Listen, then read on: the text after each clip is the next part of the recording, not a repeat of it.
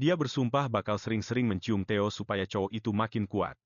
Seketika, sebuah ingatan muncul. Dia melihat dirinya sendiri sedang merancang bendungan untuk menahan banjir di wilayah utara.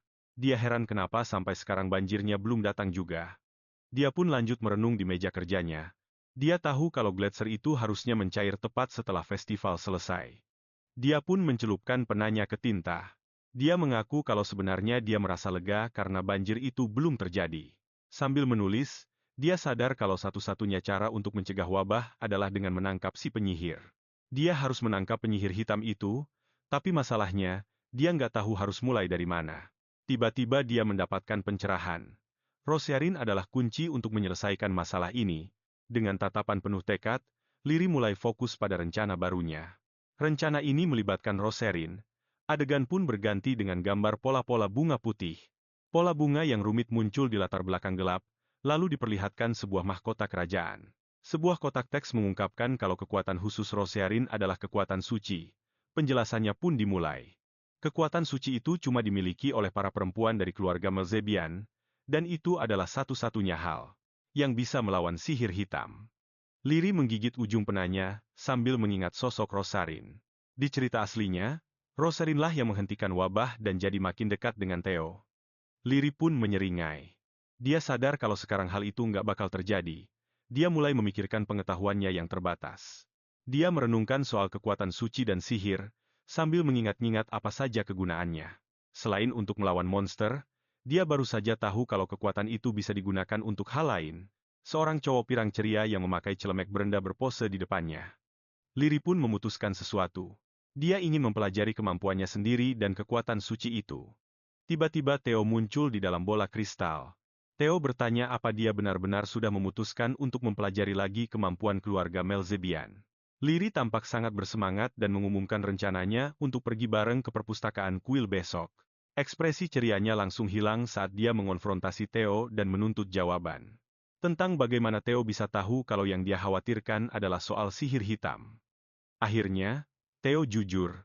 Ternyata Theo sudah menyelidiki festival berburu itu dan menganggap serius peringatan Liri soal penyihir hitam. Dia menghubungkan peringatan soal banjir itu dengan hasil penyelidikannya sendiri. Theo memastikan kalau penyihir hitam itu memang nyata dan menjelaskan semua alasannya. Dia sengaja tidak melaporkannya demi melindungi wilayah utara, persis seperti yang Liri inginkan. Dalam ingatan versi Chibi, Liri tampak memeluk bantalnya. Suara Theo terdengar sedang menjanjikan sesuatu. Dia bersumpah bakal menghukum siapapun yang sudah menyakiti Liri. Lalu muncul Liri yang sedang menguap. Liri bilang kalau dia mau tidur sekarang. Tapi Theo malah tersenyum dari balik bola kristalnya dan memohon. Dia minta Liri untuk menyelesaikan satu hal ini dulu. Liri kecil pun bertanya-tanya, apa dia harus melakukannya? Suara Theo mengingatkan soal janjinya. Katanya, Liri harus menyelesaikannya sebelum tidur. Liri menghela napas panjang dan mengambil penanya lagi. Dia pun mulai bekerja. Dia harus memeriksa dengan teliti semua dokumen soal kekuatan suci keluarga Melzebian. Rosarin adalah kunci untuk menghentikan penyihir hitam itu. Liri benar-benar fokus. Waktu sampai festival berakhir sudah semakin sempit. Dia tidak boleh membuat kesalahan sedikit pun. Theo memperhatikannya dari kejauhan. Dia akan terus mendukung Liri di setiap langkahnya. Bersama-sama, mereka akan mencegah banjir besar yang mengancam. Liri pun menulis semalaman suntuk. Sementara itu, suara Theo terus terngiang mengingatkan janjinya untuk menyelesaikan tugas itu sebelum pagi tiba. Banyak tugas yang harus diselesaikan. Liri terdiam sejenak dan terlihat ragu-ragu sebelum akhirnya mengambil keputusan. Seorang pelayan mengumumkan dengan riang kalau Nona Rosarin datang untuk menemui Nona Liri. Liri, yang sekarang memakai gaun hijau, berjalan menyusuri lorong dan menjawab kalau dia segera datang. Latar belakang bunga-bunga yang cerah menyambut kedatangan Rosarin yang penuh semangat. Sambil memanggil, Nona L. Rosarin muncul dengan pakaian yang sangat menawan, lengkap dengan gaun indah dan topi. Dia membawa kotak hadiah dengan ekspresi yang sangat gembira. Dalam hati, Liri heran melihat pakaian Rosarin yang seperti mau pergi piknik saja. Bingung bercampur kesal, Liri mengingatkan Rosarin kalau hari ini seharusnya mereka pergi ke perpustakaan kuil. Dengan wajah berseri-seri, Rosarin dengan ceria mengingatkan Liri, kalau Liri sudah berjanji mereka akan mulai belajar bersama-sama. Rosarin mengaku dengan sangat antusias kalau semalam dia sampai tidak bisa tidur. Liri pun bertanya-tanya dalam hati, apa sih yang menarik dari sebuah perpustakaan? Rosarin kemudian menambahkan kalau dia merasa sedih karena tidak sempat mengenal Liri lebih dekat. Saat masih di akademi dulu, Rosarin mengaku dengan nada sedih kalau dia tidak punya kenangan apapun tentang masa-masa di akademinya, dan Liri yang terkejut membenarkan kalau itulah alasan kenapa dia mengajak Rosarin belajar bareng. Iya, seru Rosarin kegirangan saat mereka sampai di perpustakaan kuil yang megah itu. Mata hijau Rosarin berbinar-binar karena rasa bahagia dan tidak sabar. Pintu menuju area keluarga Stella pun terbuka dengan dramatis, dan Rosarin terpukau melihat koleksi teks-teks kuno milik keluarganya yang sangat banyak. Ditemani oleh Theo dan seorang pria lainnya, Liri bertanya pada Rosarin yang kegirangan, apakah dia senang bisa melihat semua buku-buku keluarganya. Rosarin pun sibuk memilih buku dengan antusias, sementara Sir Grey menawarkan diri untuk membawakannya, dan Liri memutuskan untuk memprioritaskan belajar tentang kekuatan suci. Liri merasa heran dengan energi Rosarin yang seolah tidak ada habisnya, saat Rosarin menyarankan untuk mulai dengan buku-buku kuno milik keluarganya. Meski Rosarin sangat bersemangat belajar tentang kekuatan suci, Liri merasa hal itu membosankan, tapi dia tetap setuju untuk ikut. Sementara itu, Sir Grey mengikuti dari belakang sambil membawa tumpukan buku yang sangat besar. Sir Grey tetap berjaga-jaga sementara kedua gadis itu duduk di meja besar dan mulai belajar. Liri bertanya, apakah dengan menyentuh Rosarin, dia bisa melihat roh-roh jahat? Rosarin membenarkan hal itu dan menjelaskan kalau kekuatannya bisa membuat roh yang biasanya tidak kasat mata menjadi terlihat oleh orang lain. Sebuah cahaya terang bersinar saat dijelaskan kalau roh jahat hanya menjadi masalah karena mereka tidak terlihat. Begitu terlihat, mereka jadi mudah dikalahkan. Liri pun mengalihkan pandangannya dari buku. Ekspresi penuh pengertian terpancar di wajahnya. Rosarin menjelaskan kalau wanita di keluarganya di masa lalu seringkali harus memberikan darah mereka untuk melawan sihir hitam, yang membuat Liri merasa iba atas penderitaan mereka. Liri menyebut kalau kekuatan suci itu adalah kemampuan yang luar biasa, dan Rosarin yang merasa terharu bilang kalau Liri adalah orang pertama yang pernah berkata seperti itu padanya. Rosarin memegang sebuah buku dengan tatapan yang penuh pemikiran dan sedikit muram di wajahnya. Rosarin mengungkapkan kalau pihak akademi bahkan pernah mencoba menghapus kelas kekuatan suci dan menyebut kemampuan itu tidak berguna sama sekali. Dia menjelaskan kalau kelas-kelas itu hanya bisa diselamatkan karena keluarga-keluarga paling berpengaruh mengajukan keberatan, sementara semua itu terjadi karena keluarga-keluarga paling berkuasa mengajukan keberatan, sementara seorang. Buku itu menjelaskan secara rinci tentang bagaimana kekuatan suci mulai memudar. Liri benar-benar syok pas tahu kalau ternyata kekuatan suci itu selama ini dianggap sepele banget. Setelah Rosarin menjelaskan dengan rendah hati, kalau dia cuma merasa bersyukur karena gelar bangsawan miliknya nggak dicabut, Liri langsung menggebrak meja dengan penuh amarah. Dia menegaskan, kalau omong kosong banget kalau ada yang bilang kekuatan itu udah nggak dibutuhin lagi. Liri berkeras dengan penuh semangat kalau suatu saat nanti, negeri ini pasti bakal butuh kekuatan Rosarin. Dia menatap Rosarin dengan serius dan bilang padanya, agar dia harus percaya sama kemampuannya sendiri. Senyum tipis pun mulai terpancar di wajah Rosarin. Rosarin mulai menangis karena merasa sangat bahagia, yang bikin Liri tertawa sambil nanya kenapa dia malah nangis lagi. Adegan pun berpindah ke pemandangan bersalju di luar sebuah bangunan megah, di mana terdengar suara yang nyuruh Adil buat cuma bawa urusan yang mendesak aja. Di ruang kerjanya, Theo memerintahkan Adil buat nyiapin portal teleportasi menuju perpustakaan kuil, yang tentu aja bikin asistennya itu kaget setengah mati. Adil merasa kagum karena ngira Theo tiba-tiba jadi rajin dan mau pergi belajar. Tapi Theo jelasin kalau Lirilah yang lagi belajar, dan dia memuji Liri karena berhasil lulus sebagai lulusan terbaik dan terus mengasah kemampuannya. Dengan penuh rasa bangga, Theo ngingetin Adil kalau cuma Lirilah satu-satunya orang di kekaisaran yang bisa mengendalikan api abadi dan api kehidupan. Theo bilang, nggak ada bangsawan lain yang kerja sekeras si cantik itu. Sementara itu, Adil cuma bisa ngebatin, apa dia harus terus dengerin pujian setinggi langit ini? Pas Adil pergi, Theo lanjut ngerjain tumpukan dokumennya dengan kecepatan dan efisiensi yang luar biasa. Begitu Adil keluar, Theo mikir dalam hati, kalau dia mending lewati masa tunangan dan langsung gas ke pernikahan aja. Dia tanda tangan satu lembar lagi dengan mantap dan memutuskan, kalau kesabarannya ada batasnya. Dengan tatapan mata yang penuh tekad membara, Theo bersumpah bakal secepatnya nikahin dia dan jadiin dia istrinya. Tiba-tiba, omongannya dipotong sama suara yang nggak terduga. Adil muncul lagi, dan ngeledek kalau dia pikir mereka berdua udah sering ngabisin malam bareng. Hal ini bikin Theo yang bengong langsung nanya, kapan si Adil ini balik lagi? Dengan santai, Adil naruh secangkir teh ke meja dan jelasin, kalau dia udah masuk dari tadi pas Theo lagi terlalu asyik sama pikirannya sendiri.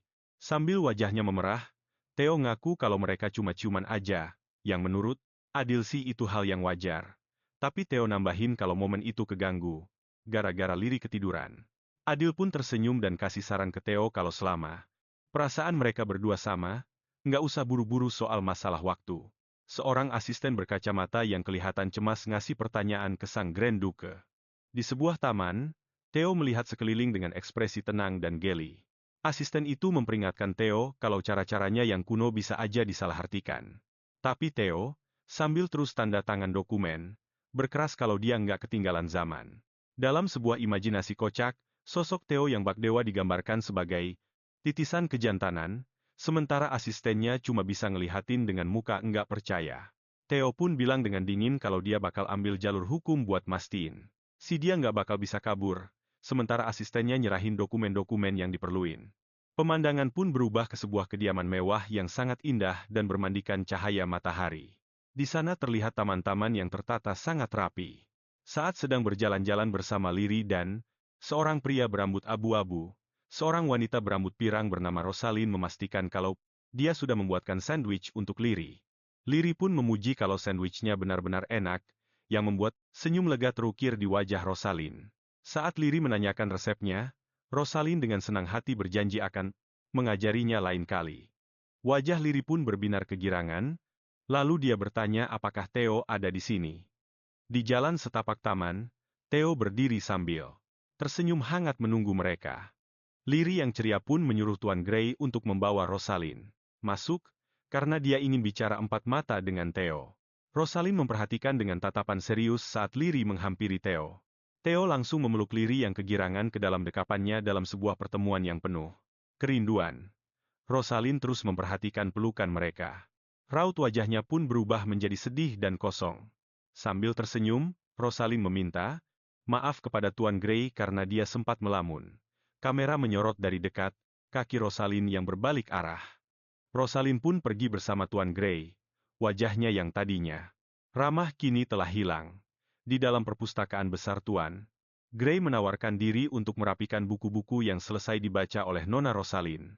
Menyadari raut wajahnya yang sedih, Tuan Gray merasa khawatir kalau Rosalind terlihat sangat murung. Tiba-tiba terlintas sebuah kenangan manis, saat Liri dan Theo tertawa bersama di taman. Tuan Gray terkejut melihat Rosalind yang melamun dengan pikiran yang gelap. Rosalind hanya duduk sendirian, tatapannya terlihat jauh dan penuh kesedihan. Bayangan wajah Theo yang sedang tersenyum terus menghantuinya. Adegan berpindah ke medan perang yang bersalju, di mana Liri menyadari dengan ngeri kalau roh-roh tak kasat mata muncul terlalu cepat, dan dia menyalahkan dirinya sendiri atas kesalahan itu. Tuan Gray yang sudah bersimbah darah, melindungi Liri dengan tubuhnya sendiri dari serangan. Liri panik dan memaksa ingin melihat luka-luka Tuan Gray, tapi pria itu mencoba menahannya meski Liri terus mengabaikan protesnya. Walaupun terluka parah, Tuan Gray malah balik bertanya kepada Liri dan menanyakan luka-lukanya. Liri mencengkeram jubahnya dan berseru dengan nekat, kalau mereka harus bertarung, maka mereka akan melakukannya bersama-sama. Duk! Tuan Gray memukul Liri sampai pingsan sambil memohon agar Liri mau mendengarkannya. Liri meneriakkan nama Tuan Gray saat pria itu tumbang setelah melindunginya. Habis-habisan. Dengan luka sayat di wajahnya, Liri memeluk Tuan Gray yang sudah terjatuh. Tangannya sendiri pun berdarah. Saat memeluknya, dia sadar kalau membakar seluruh area secara membabi buta demi melawan roh-roh itu, hanya akan menghancurkan desa tersebut. Dengan penuh tekad, dia bersumpah pasti ada jalan lain, sementara api terus berkobar hebat di sekeliling mereka. Sesosok burung feniks api raksasa muncul di langit dan Liri mengenalinya sebagai Lynx. Saat api menghujani tempat itu, Liri mengerti kalau Lynx sedang membakar roh-roh tak kasat mata.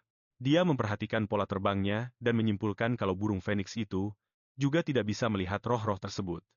Untuk memandunya, Liri memutuskan untuk melemparkan apinya sendiri ke arah burung itu. Burung api raksasa itu langsung menoleh dengan tajam. Tatapannya terlihat sangat tajam. Saat Linux memekik dengan aneh, Liri yang ketakutan bertanya-tanya apakah burung itu melihat sesosok roh menelannya. Mata Liri terbelalak saat dia menyadari kenyataan pahit itu. Di pantulan matanya, dia melihat sesosok bayangan monster yang mengerikan, yang bergerak-gerak di tengah kobaran api Sang Phoenix. Seekor burung bayangan aneh bermata banyak, tiba-tiba muncul dari kegelapan. Liri tersentak kaget dan menahan napas, saat dia menyadari kalau tiba-tiba saja dia bisa melihat arwah-arwah itu. Sekumpulan gagak bayangan kini tampak memenuhi seluruh langit. Rambut pirang kuncir kudanya berkibar tertiup angin kencang. Liri berdiri sendirian, menghadapi kawanan makhluk yang mengerikan itu. Saat satu arwah menerjang ke arahnya, Liri langsung berbalik menghadapi ancaman itu. Tatapannya terlihat sangat tajam. Dua rare. Liri melepaskan kekuatan apinya sendiri, dia sudah siap untuk melawan makhluk-makhluk bayangan itu. Sekawanan arwah bermata merah menyerbu ke arahnya. Liri tetap bertahan dengan tangguh, sementara kegelapan mulai menyelimuti dan menelan jubah putihnya. Dengan tubuh yang bersimbah darah, Liri menatap tajam dengan penuh tekad, dikelilingi oleh kobaran api yang dahsyat. Di tengah lautan api yang begitu megah, dia berjalan melewati pusaran api yang hebat. Sementara itu, di tempat lain, Sir Grey yang penuh perban tampak terbaring tenang di tempat tidur. Di samping ranjangnya, Liri menjelaskan kepada pelayannya kalau ada arwah tak kasat mata yang muncul. Karena terkejut bahwa ternyata ada arwah di wilayah utara, Liri pun menatap Gema, pelayannya, untuk menjelaskan sesuatu yang sangat penting. Dia menceritakan bagaimana Linux, sang Phoenix miliknya, tiba-tiba muncul secara misterius untuk menyelamatkannya. Dia bertanya-tanya dalam hati, bagaimana mungkin burung itu bisa menemukannya. Gema mendengarkan sambil mulai menyadari sesuatu. Dia teringat penjelasan Liri kalau Linux sebenarnya adalah bagian dari diri Liri sendiri, yang tercipta dari kekuatan hidupnya. Itulah sebabnya burung itu selalu bisa menemukan keberadaannya. Gema juga ingat kalau Liri pernah bilang bahwa sang Phoenix mungkin bisa jadi pelindung yang lebih baik daripada Sir Grey, karena Sir Grey hanyalah manusia biasa. Liri akhirnya menyadari kesalahannya karena mengira Linux tercipta hanya dari api. Kehidupan semata. Sang Phoenix yang megah, Linux, kini berdiri dengan gagah di bawah langit yang cerah. Liri sekarang paham kalau dia bisa melihat arwah itu hanya karena Linux telah menelannya. Gema kemudian menyadari kalau sang duke sangat sering memanggil Sir Grey. Sebuah detail yang kini terasa sangat mencurigakan. Liri mendengarkan dengan raut wajah yang tampak sangat cemas. Sambil mengepalkan tangan, dia menyesal karena telah mengabaikan firasat buruknya mengenai situasi ini. Dengan ngeri, dia menyadari kalau luka Sir Grey dan kemunculan arwah-arwah itu sama sekali tidak ada. Di dalam cerita aslinya, dia merasa takut akan jadi seperti apa jalan cerita yang baru ini nantinya. Bayangan dirinya yang dulu sedang tersenyum muncul di antara kepingan-kepingan. Roda gigi yang hancur. Lewat ingatan yang terputus-putus itu, terlihat sebuah ciuman mesra antara dirinya dan Theo. Dengan tekad yang baru, Liri berdiri dan memanggil Gema. Dia memerintahkan Gema untuk memperingatkan Lord dan Lady Rosarin kalau ada wabah yang mengikuti kemunculan arwah-arwah itu. Baik, Nona Liri, jawab Gema sambil memperhatikan Liri yang melangkah pergi dengan penuh keyakinan. Liri sempat berhenti sejenak di depan wastafel. Tekadnya sempat goyah untuk sesaat. Matanya yang cemas tertuju pada sebuah surat kabar. Dia langsung menyambar koran itu, hingga buku-buku jarinya memutih karena saking tegangnya. Gema memperhatikan dalam diam, melihat Liri menggenggam kertas yang sudah remuk itu. Liri menyuruh Gema untuk memberitahu semua tamu kalau dia sedang tidak bisa ditemui. Setelah itu, dia pun pergi. Dia melangkah mantap menyusuri lorong, sambil menggenggam artikel yang meresahkan itu. Headline koran yang sudah lecek itu pun akhirnya terlihat. Perubahan hati sang Grand Duke dari Artein. Berita itu pun langsung tersebar ke seluruh penjuru wilayah Grand Duchy. Grand Duke Theo dikabarkan telah berubah pikiran. Seorang wanita tua yang anggun tampak membaca artikel yang mengklaim kalau Theo jatuh cinta pada Lady Melzebian saat wabah di utara terjadi. Sang permaisuri ingat pernah menyebut-nyebut soal putri dari Markis Selgionel, sambil menunjukkan senyuman yang penuh kelicikan. Seorang wanita berambut merah, Selgionel, menyeringai dengan penuh percaya diri dan niat jahat. Permaisuri menyatakan kepuasannya kepada Selgionel karena telah berhasil menyusupkan rumor-rumor tersebut ke dalam berbagai surat kabar. Permaisuri tersenyum dingin, dia sangat yakin kalau perpisahan mereka sekarang hanyalah tinggal masalah waktu saja. Sementara Liri membaca koran itu sendirian, narasi menjelaskan kalau skandal publik ini pasti akan menghancurkan hubungan mereka. Narasi itu merenung bahwa sedikit saja rasa curiga bisa berakibat fatal bagi cinta, sementara Liri jatuh tersungkur ke lantai dengan penuh keputusasaan. Pikiran terakhirnya, kini melayang-layang begitu saja di udara. Dia akan segera sadar betapa bodohnya dia. Permaisuri berkata kepada Selgionel dengan penuh keyakinan. Kalau pertunangan antara sang Grand Duke dan sang putri akan segera berakhir. Merasa puas dengan rencananya, sang permaisuri pun tertawa penuh kemenangan. Dia tersenyum penuh arti dan merasa sangat puas. Rencananya berjalan dengan sangat sempurna. Permaisuri bahkan menawarkan untuk mempertimbangkan Selgionel sebagai calon pasangan bagi putranya, yang membuat Selgionel terkejut sekaligus senang bukan main. Dia menyuruhnya pergi dan memperhatikan Selgionel saat dia membungkuk hormat lalu melangkah keluar. Seorang dayang lainnya bertanya kepada sang permaisuri dengan nada bicara yang sangat hati-hati, apakah beliau benar-benar ingin mengabulkan keinginan Lady Selgionel. Permaisuri menyeringai dan bergumam pada dirinya sendiri kalau hasilnya sudah bisa ditebak.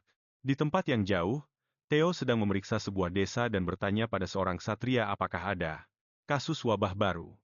Merasa lega karena aturan karantina wilayah akan segera dicabut, Theo berkata dengan semangat kalau dia akhirnya bisa menghubungi Liri dan meminta alat komunikasinya. Sebuah bola komunikasi yang berisik segera dibawakan kepadanya, sambil memanggil-manggil gelarnya. Bola itu mengomel dengan marah, katanya dia tadi sangat sibuk membasmi monster-monster iblis. Dan bertanya apa Theo punya otak untuk mengerti apa yang sebenarnya sedang terjadi. Apa kau sudah lihat korannya? Teriak bola itu, sementara sosok Liri versi Chibi yang murka muncul di belakang Theo yang sedang kebingungan. Dia menatap tajam ke arah artikel itu, lalu muncul Theo versi Chibi, apa-apaan?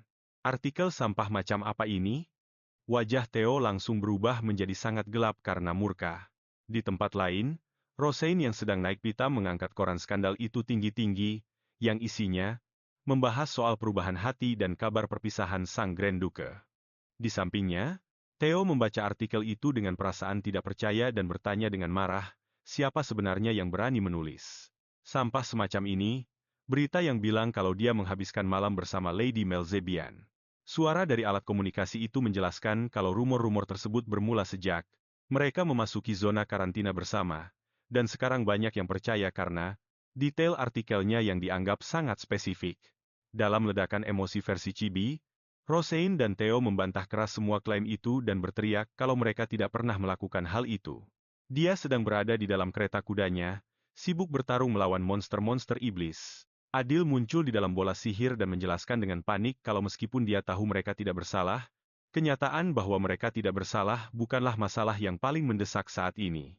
Dia takut kalau Tuan Putri pasti sudah melihat artikel itu dan pasti akan salah paham. Tapi Theo yang terkejut bersikeras kalau Liri tidak akan pernah mempercayai kebohongan semacam itu. Saat Theo menatap kertas itu, tiba-tiba tangan Rosarin mencengkeram lengannya dan membuatnya kaget. Rosarin menangis. Dia bilang dia tidak percaya Liri akan mempercayai kabar itu, tapi dia merasa ngeri, karena takut Liri akan membencinya jika kesalahpahaman ini tidak segera diluruskan. Sambil menunjuk dengan penuh tuduhan, Rosarin yang sedang marah menyatakan kalau dia tidak akan pernah memaafkan Yang Mulia. Sementara itu, Theo menepisnya dan bersikeras kalau ini bukan salah Rosarin. Dia bilang dia harus membereskan ini sekarang juga. Adegan pun berpindah ke sebuah kediaman yang sangat megah. Sebuah suara memanggil Nona Liri. Tok, tok. Tangan seorang pelayan mengetuk pintu. Pelayan itu menyampaikan ada pesan dari Nona muda keluarga Count Melzebian. Gemma memberitahu Liri kalau sayangnya stok air suci mereka sudah habis. Padahal air suci itu sangat dibutuhkan agar Sir Grey bisa sembuh dengan lebih cepat. Dengan cemas, Liri bertanya apakah mereka tidak bisa meminta sedikit saja dari istana kekaisaran. Dia menyuruh Gemma untuk segera menghubungi ayahnya di istana. Tapi Gemma merasa khawatir. Apa yang akan dilakukan sang duke kalau sampai tahu kalau Liri dan Sir Grey terluka? Gemma memegang erat alat komunikasinya. Dia bertanya dengan ragu-ragu, apakah Liri benar-benar akan meminta bantuan kepada Grand Duke? Sementara itu, rumor beredar kalau sang Grand Duke dan Nona Melzebian telah jatuh cinta. Kabar ini muncul tepat di tengah bencana yang sedang melanda wilayah utara. Di ibu kota, seorang pria berambut pirang membaca artikel itu dengan perasaan puas yang sinis. Sambil menyeruput tehnya, dia mengomentari apa yang menjadi prioritas negara ini. Dia teringat pada isi artikel itu dan juga sebuah momen di masa lalu. Dulu dia pernah menghibur Liri yang sedang menangis, dan sekarang dia merenung betapa bodohnya dia saat itu. Senyum lebar yang berseri-seri terpancar di wajahnya. Dia sadar kalau kesempatan emas baru saja jatuh tepat ke tangannya. Sambil memikirkan langkah selanjutnya, dia teringat bayangan Liri, yang seolah-olah menjauh darinya. Raut wajahnya pun berubah menjadi serius. Lewat alat komunikasi, dia mengumumkan kalau dia ingin meminta sebuah bantuan. Di ujung sana, terdengar suara Liri yang bertanya ada apa dengan wajahnya. Dia merasa bingung sendiri saat melihat betapa kuyu wajah Liri. Bayangan Liri yang kelelahan muncul di dalam bola sihir yang bercahaya itu. Liri yang terlihat kesal muncul di bola sihir dan bertanya dengan ketus, apakah jawabannya adalah tidak? Pria berambut pirang itu menjawab kalau Liri bisa datang sendiri ke istana putra mahkota. Asalkan dia memang benar-benar butuh air suci itu, yang membuat Liri terbata-bata karena tidak percaya. Dengan wajah tanpa dosa, sang putra mahkota menawarinya teh dan kue. Dia menjelaskan kalau Liri hanya bisa mendapatkan air suci itu jika dia mau tinggal di sana. Dengan pasrah, Liri duduk untuk minum teh, sementara sang putra mahkota memperhatikannya dalam diam. Liri memberitahu sang putra mahkota kalau itu bukan urusannya, meskipun isi artikel itu memang benar. Sambil memegang dadanya dengan dramatis, dia berseru kalau dia tidak mungkin bisa bersikap acuh tak acuh. Dia bilang dia sangat khawatir jika Liri harus melewati masa-masa sulit seperti itu. Dia terus melanjutkan bicaranya yang penuh dengan emosi. Sambil berkata begitu, dia menatap mata Liri dengan sangat dalam. Dia melanjutkan bicaranya sambil mencondongkan tubuh melewati meja agar lebih dekat dengan Liri. Raut wajahnya tiba-tiba berubah menjadi terkejut. Dia menepis rasa khawatir Liri soal tangannya dan berkata kalau itu sama sekali bukan masalah besar. Brak, Liri menggebrak meja dengan tangannya yang masih terbalut perban dan mendesak ingin tahu, apa maksudnya dengan bukan apa-apa. Segulung perban baru tergeletak di atas meja, tepat di samping sepiring hidangan penutup. Liri bersikeras kalau dia baik-baik saja, tapi sang putra mahkota malah mengancam tidak akan memberikan air sucinya. Kecuali jika Liri membiarkannya mengobati luka itu. Dalam sebuah hayalan yang manis, sosok putra mahkota versi Chibi dengan lembut mengoleskan obat ke tangan Liri Chibi yang sedang cemberut. Sambil merawat lukanya, Liri bertanya dengan suara lirih apakah dia benar-benar tidak bisa menghubungi Theo. Sang putra mahkota membenarkannya dan menjelaskan bahwa saat ini Theo sedang sibuk bertarung melawan monster di wilayah utara. Saat dia membalut tangan Liri dengan sangat hati-hati, Liri yang merasa kesal mendesak ingin tahu, apa sebenarnya maksud ucapannya itu. Sang putra mahkota menatapnya dengan serius dan menegaskan bahwa berita di artikel itu sama sekali tidak benar. Sambil menyelesaikan balutannya, dia menjelaskan kalau Theo mungkin memang lambat dalam bertindak, tapi dia adalah tipe pria yang akan menuntaskan segala sesuatunya sampai akhir. Lalu sambil menghela napas, dia menambahkan, kalau Theo itu benar-benar pria yang merepotkan. Liri mendongak menatapnya, ekspresi wajahnya melunak karena merasa terkejut, dia bertanya-tanya, ada apa dengan pria ini? Liri merasa bingung kenapa sang putra mahkota malah membela Theo, padahal dia mengira, pria itu akan memanfaatkan kesempatan ini untuk mulai mendekatinya.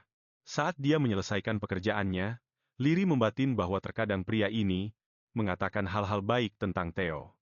Sang putra mahkota menatap Liri, kata-katanya ternyata memberikan pengaruh. Sebuah senyuman tipis yang penuh pemikiran terukir di bibir Liri. Cerita berlanjut ke bab berikutnya.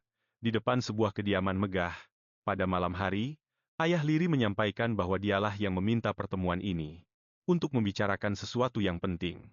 Theo sudah menduga topiknya dan bertanya pada ayah Liri, apakah beliau ingin penjelasan soal artikel itu, lalu menegaskan kalau semua berita itu bohong.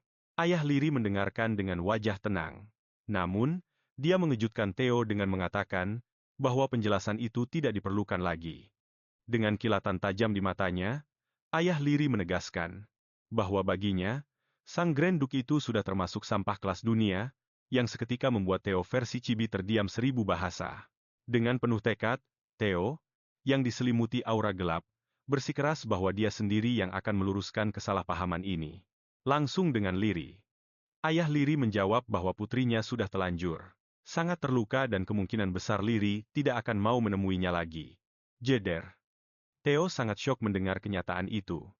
Dia menggumamkan nama Liri dengan suara gemetar. Rasa khawatirnya semakin memuncak. Sang ayah kemudian teringat akan sebuah kenangan indah. Dulu, dia pernah bertanya pada istrinya yang sedang hamil, siapa yang lebih disukai, dia atau tuan muda Theo? Tentu saja istrinya langsung memilih Theo. Dia ingat bagaimana istrinya lebih memilih gaun warna mint daripada warna merah muda yang dia sarankan, hanya karena Theo bilang kalau warna itu sangat cocok untuknya. Sang ayah menyadari betapa berbedanya perasaan putrinya. Dia ingat betapa cerianya Liri saat berada di samping Theo, dan menyadari bahwa itu adalah pertama kalinya dia melihat putrinya tampak sebahagia itu. Kembali ke masa sekarang, dia menyimpulkan bahwa rasa dikhianati yang dirasakan Liri pasti sangatlah besar. Karena Liri begitu mencintai Theo. Bayangan Liri yang hancur tak tertahankan pun muncul di benak ayahnya. Dia nambahin lagi, yang lebih parahnya, anaknya itu sekarang malah jadi bahan tertawaan orang-orang. Sambil natap Theo langsung, dia numpahin rasa sakit hatinya karena harus ngelihat anaknya menderita. Dengan tegas, dia minta pertunangan itu dibatalin dan nuntut supaya Theo nggak pernah nemuin anaknya lagi. Hal itu bikin Theo syok banget. Sambil masang muka sinis ke arah Theo, ayahnya tetap pada pendiriannya. Bahkan kalau Liri maafin dia pun, hasilnya bakal tetap sama. Dia ngejelasin hal itu ke Theo. Dia nggak bisa nitipin anak perempuannya ke laki-laki yang gampang banget ngerusak reputasinya sendiri. Siapapun yang terlibat gosip sama perempuan lain pas lagi tunangan, itu bener-bener nggak pantas. Ayah mertua, teriak Theo putus asa. Theo megang lengannya dan memohon supaya dikasih kepercayaan lagi. Dia minta satu kesempatan lagi, yang bikin pria tua itu kelihatan kaget. Dengan penuh perasaan, Theo teriak kalau dia nggak bisa hidup tanpa Liri. Adegan pindah ke kediaman lain, pas Liri ngasih tahu Gema kalau dia udah balik. Liri bilang ke pelayannya yang namanya Gema, kalau dia bawain air suci buat Grey. Tapi pelayan itu kelihatan bingung. Para staf rumah, termasuk asisten berkacamata, juga ada di sana. Gema yang lagi senyum juga ikut kumpul buat nyambut dia. Si asisten benerin posisi kacamatanya.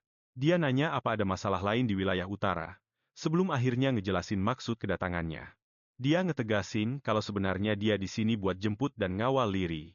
Dengan penuh semangat, dia manggil sebuah portal gelap dan ngasih tahu tujuannya. Mereka pergi ke kastel Sang Grand Duke. Tiba-tiba, dua orang pria langsung megang tangan Liri. Si asisten ngejelasin kalau Sang Grand Duke udah merintahin buat jemput dia dengan rasa hormat yang setinggi-tingginya. Seketika Liri langsung teriak protes. Dia berontak dan teriak ke arah Gema.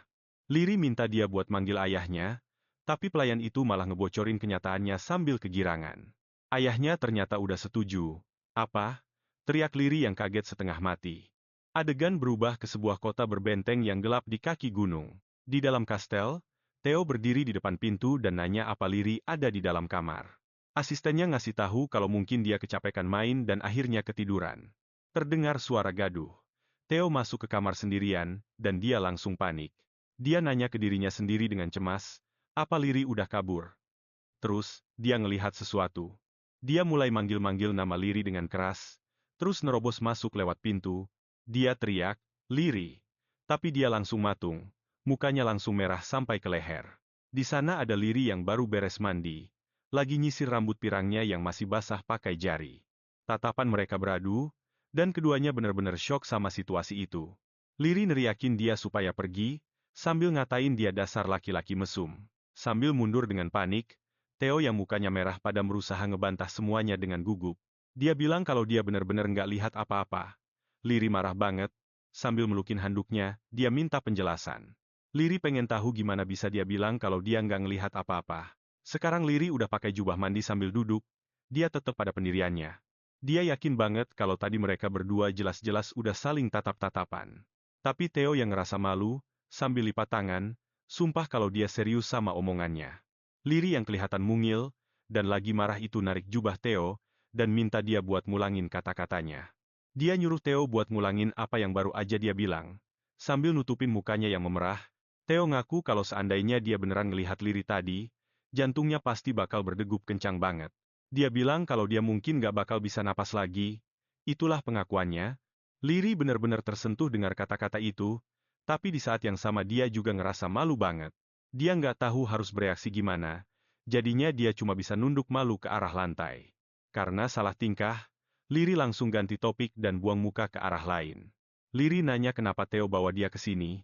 Dia ngelihat Theo yang masih berdiri ngebelakangin dia. Liri keingat soal artikel skandal tentang perubahan sikap Duke Theo yang mendadak. Dia ngakuin kalau situasinya emang gampang banget bikin orang salah paham. Sambil megang dadanya, Theo sumpah, mati-matian kalau hatinya nggak pernah berubah, bahkan buat 1 detik pun.